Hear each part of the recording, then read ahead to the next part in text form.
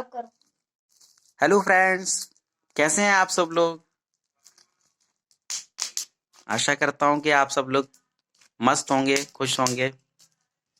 और आज आपका बहुत बहुत स्वागत करता हूं फ्रेंड्स।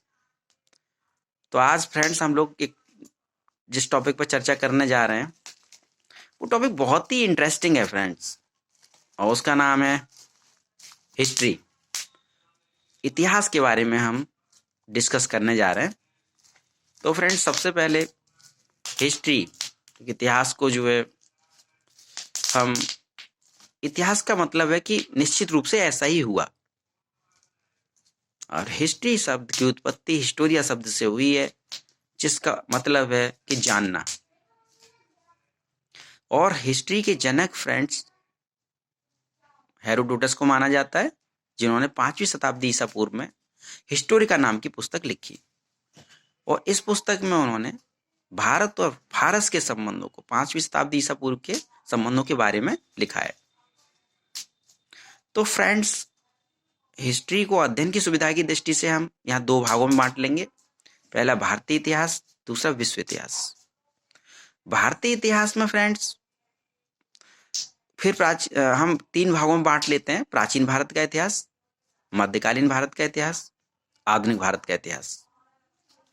और तो फ्रेंड्स, हम जैसा कि जानते हैं, पहले प्राचीन भारत के इतिहास से शुरू करते हैं। और तो सबसे पहले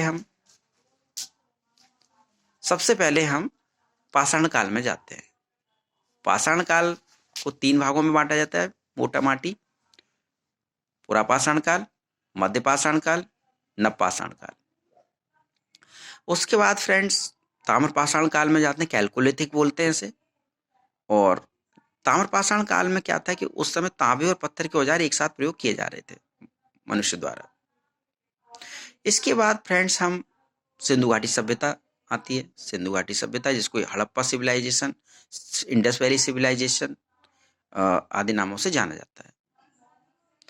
इसके बाद फ्रेंड्स हम वैदिक सभ्यता, वैदिक कल्चर में पहुंच जाते हैं। वैदिक काल को जो है 2 पार्ट में बांटा जाता है: ऋग्वैदिक काल और उत्तर वैदिक काल। उसके पश्चात फ्रेंड्स हम देखते हैं कि आपका जो जैन धर्म, बौद्ध धर्म आते हैं। उसके बाद आपका मगध का उदय, सुलेमानी जनपद, फिर मगध का उदय।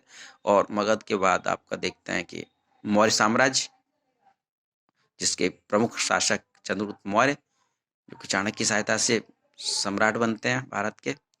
और उसके पश्चात उनका पुत्र बिंदुसार, उसके बाद उनके पुत्र अशोक, सम्राट अशोक, जो कि बहुत अशोक महान के नाम से इतिहास में विश्व प्रसिद्ध है। इसके पश्चात मौर्योत्तर काल में हम देखते हैं फ्रेंड्स शक, कुषाण, पार्थियन आदि सातवाहन, शुंग, कण्व आदि वंश के शासक शासन करते हैं। उसके पश्चात हम देखते हैं फ्रेंड्स गुप्त काल आ जाता है। गुप्त काल में आपके गुप्त वंश के मुख्य शासक हैं श्रीगुप्त, चंद्रगुप्त प्रथम, समुद्रगुप्त, चंद्रगुप्त सेकंड, और उसके पश्चात स्कंदगुप्त। तो फ्रेंड्स, गुप्त काल के बाद, गुप्त काल को हालांकि स्वर्ण काल कहा जाता है भारतीय इतिहास का। और गुप्त काल के पश्चात गुप्तोत्तर काल में कई छोटे छोटे स्थानीय वंश रहते हैं, जिसमें से कि हर्षवर्धन का जो मुख्य शासक बनते हैं, और वो मूल रूप से थानेश्वर के शासक रहते हैं। उसके पश्चात वो कन्नौज में अपनी राजधानी स्थानांतरित कर लेते हैं, और तब से कन्नौज का महत्व बहुत बढ़ जाता है। उत्तर भारत में प्रभुत्व का प्रतीक माना जाता था फ्रेंड्स। और इस प्रकार से यहाँ पर हम उत्तर भारत का जो इतिहास है, उत्तर भारत या जो प्राचीन भारत का इतिहास है, लगभग यहाँ पूर्ण होता है। हालांकि दक्षिण भारत में अलग वंश शासन कर रहे होते हैं। संगम वंश के पश्चात, संगम वंश में चेर, चोल, चालुक्य, चेर, चोर, पांड्य, चोल, पांड्य, और फिर उसके पश्चात चालुक्य, पल्लव आदि, और पल्लव, फिर उसके बाद राष्ट्रकूट आदि वंश के शासक शासन करते हैं।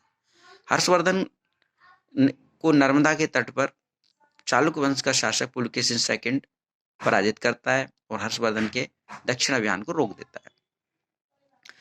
हालांकि हर्षवर्धन को उत्तर भारत का कह सकते हैं भारत का अंतिम हिंदू सम्राट भी कहा जाता है। हालांकि इसमें कुछ हद तक सच्चाई है और पूरी तरह से हम इसे सच नहीं कह सकते, क्योंकि इसके पश्चात भी कई अन्य हिंदू शासक हुए, जैसे कि पृथ्वीराज चौहान इत्यादि, राजन चोल आदि। तो फ्रेंड्स, आज के लिए इतना ही, फिर मिलते हैं, बाय बाय, टेक केयर।